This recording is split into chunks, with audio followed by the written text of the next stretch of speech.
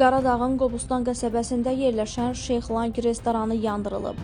Bakı Postası istinadən xəbər verir ki, hadisə ötən gün saat 23:00 radələrində baş verib. Yanğının baş verməsinə ilkin səbəb olaraq iki nəfərin öz aralarında yaranmış mübahisə göstərilir. Belə ki, mübahisə davaya çevrildikdən sonra tərəflərdən biri obyektdə yanğın törədib.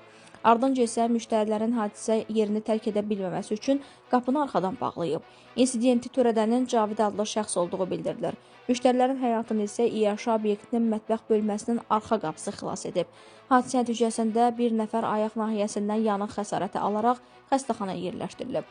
Hadisə ilə bağlı Fövqəladə Hallar Nazirliyinin yaydığı məlumatda isə bildirilir ki, bir dam altında tikilən ümumi sahəsi 600 kvadrat metr olan bir mərtəbəli müxtəlif təyinatlı obyektlərdən sahəsi 250 kvadrat metr olan kafenin yanar konstruksiyaları yanıb.